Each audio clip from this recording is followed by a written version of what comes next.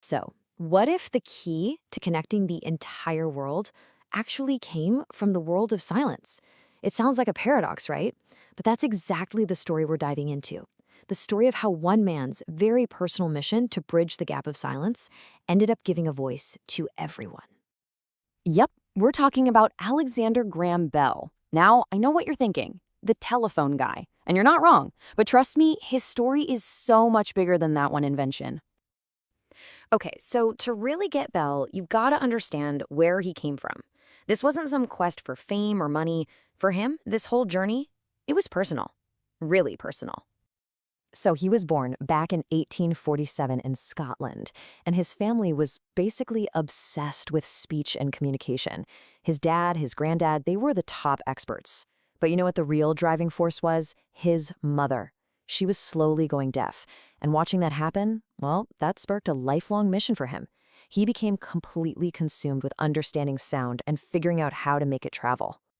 And this right here, this is the key to everything.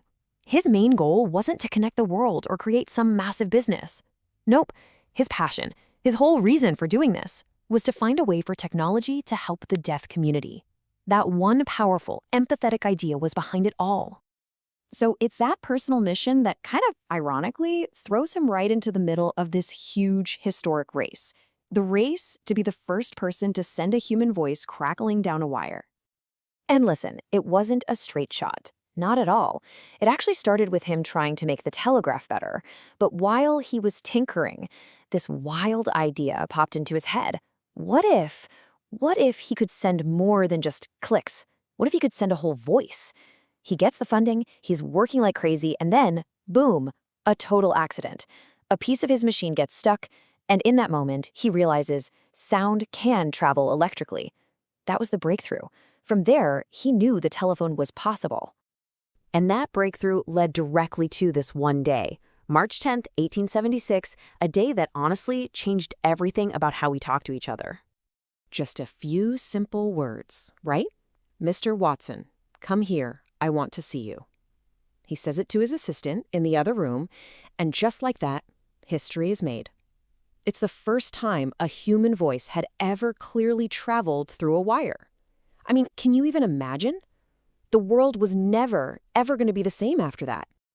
But here's the thing. This is where most people think the story ends, right? He invented the telephone, mission accomplished. But for Bell, no way. This wasn't the finish line. This was the starting gun. He was just getting warmed up. I mean, just look at this list. It's wild. We're talking about the photophone, which we'll get to in a sec, medical devices, tools for the deaf, even early concepts for airplanes and hydrofoil boats. His brain just never stopped. He was always looking for the next problem to solve. Let's talk about the photophone for a second. Get this. Bell himself thought this was his greatest invention, not the telephone. It sent sound on a beam of light. Think about that. It's basically a wireless telephone. We're talking decades and decades ahead of its time. He was literally laying the groundwork for the fiber optics we use today. Incredible. And then there's this, hydrofoils. These are boats that basically fly on water, lifting up at high speeds. And he wasn't just messing around. His boat set a world water speed record.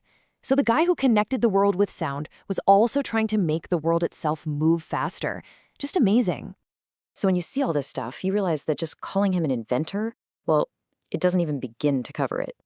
Okay, so yeah, obviously he was a game-changing inventor, but he was also a dedicated educator, right? He never forgot his original mission, always creating new tools for the deaf. And on top of all that, he was a founder. He actually co-founded the National Geographic Society and was its second president. He helped make it the powerhouse it is today. So you see, we tend to put him in this box of the telephone guy, but the real person was so much more complex. People who knew him said he was persistent, super curious, but also calm. He wasn't driven by his ego. He was just genuinely driven by this deep need to figure things out and solve problems for people. When you add it all up, that personal mission, the nonstop innovation, his work in education, you're left with a legacy that, well, it's hard to even put into words how huge it is. And when he died in 1922, the world that he had literally wired together wanted to say thank you. And they did it in a way that was just perfect. For 1 minute, Just 1 minute, every single phone in North America was silenced. Think about that. The very invention he created to carry sound was used to create this massive, continent-wide moment of absolute silence. All for him.